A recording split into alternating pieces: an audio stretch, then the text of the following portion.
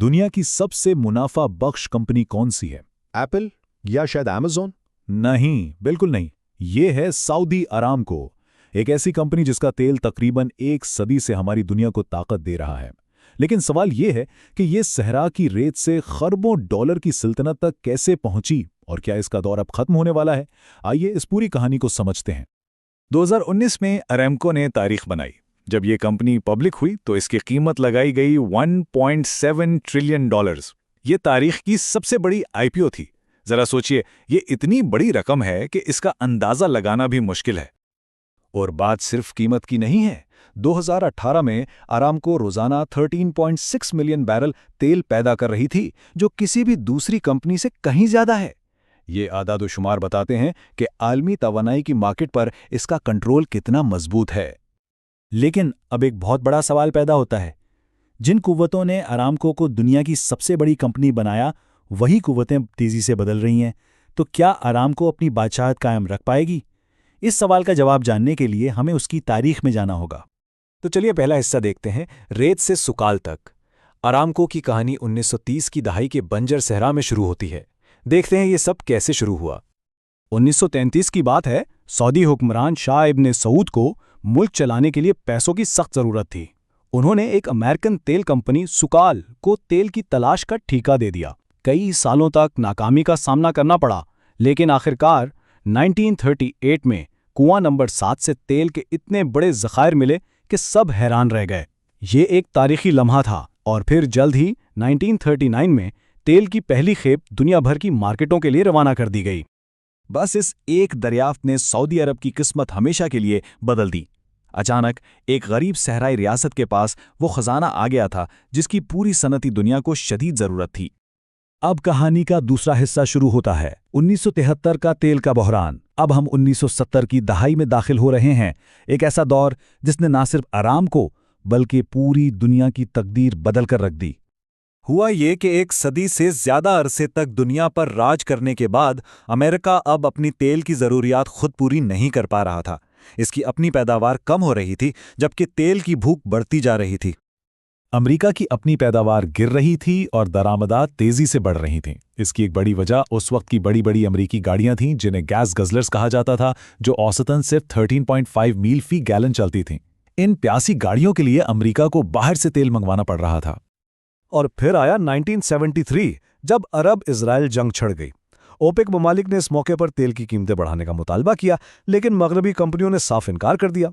इसके जवाब में सऊदी अरब ने तेल को एक हथियार के तौर पर इस्तेमाल किया और अमेरिका के खिलाफ पाबंदी लगा दी। ये एक ऐसा कदम था जिसने आलमी ताकत के तवाज़ुन को हमेशा के लिए बदल दिया। इस पाबंदी का असर फौरी और जबरदस्त था। अमेरिका में तेल की कीमतें रातों रात आसमान को छूने लगीं। गैस स्टेशनों पर मीलों लंबी कतारें लग गईं और पूरे मुल्क में एक शदीद बुहरान पैदा हो गया। यही वो लम्हा था जब सारा खेल पलट गया। ताकत का तवाज़ुन मगरबी तेल कंपनियों के हाथ से निकलकर ओपेक ममालिक, खास तौर पर सऊदियों के हाथ में आ गया। उन्होंने साबित कर दिया था कि वो सिर्फ तेल नहीं बल्कि आलमी माइशत की नब्ज़ को कंट्रोल करते हैं। इस नई ताकत के साथ सऊदी अरब ने अरामको पर मुकम्मल कंट्रोल हासिल करने का अमल शुरू कर दिया। ये आहिस्ता आहिस्ता हुआ। 1973 में 25% हिस्सा खरीदने से शुरुआत हुई और 1980 तक सऊदी हुकूमत ने आहिस्ता आहिस्ता कंपनी की 100% मिल्कियत हासिल कर ली। अब कहानी का तीसरा हिस्सा शुरू होता है, मशरिक के फतह। जब अरामको मुकम्मल तौर पर सऊदी मुल्कियत में आ गई तो उसने अपनी नज़रें मशरिक की तरफ जमा ली। उसका अगला हदफ एशिया की तेजी से उभरती हुई मार्केटें थीं। और ये एक बहुत ज़हीन हिकमत अमली थी। पहले सऊदी सीईओ अली अल नोएमी की क़यादत में अरामको ने खुद को सिर्फ तेल निकालने वाली कंपनी से एक आलमी तवानाई के पावर हाउस में बदल दिया।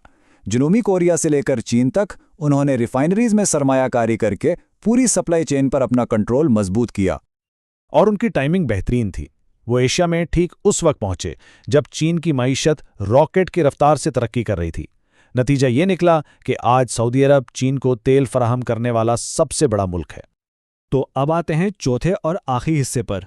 मुस्तकबिल अब है। वो अवामिल जिन्होंने अरामको को उरूज पर पहुंचाया अब खुद एक बहुत बड़ा चैलेंज बन चुका है। जरा इस मुवाजने को देखिए। 1970 की दहाई के बरक्स आज अमेरिका फ्रैकिंग की बदौलत खुद एक बड़ा तेल पैदा करने वाला मुल्क है। गाड़ियां पहले से तकरीबन दुगना ज्यादा मौसर हैं और अब तो इलेक्ट्रिक कारों का दौर है। सबसे बढ़कर अब क्लीन एनर्जी की बात होती है। जैसा कि अरामको के एक साबिक एग्जीक्यूटिव ने कहा, अब कंपनियां मौसमियाती तब्दीली और कार्बन के खराज जैसे मसाइल को नज़रअंदाज नहीं कर सकती। अब ये कहना कि ये किसी और का मसला है, काबिल कबूल नहीं रहा। इसके अलावा सरमायाकारों का दबाव भी बढ़ रहा है। आजकल के सरमायाकार ESG पर जोर देते हैं, यानी माहौलियाती, समाजी और गवर्नेंस के अवामिल पर। इस तब्दीली की वजह से तेल कंपनियों पर दबाव है कि वो ज्यादा माहौल दोस्त बने, वरना सरमायाकारी कहीं और चली जाएगी।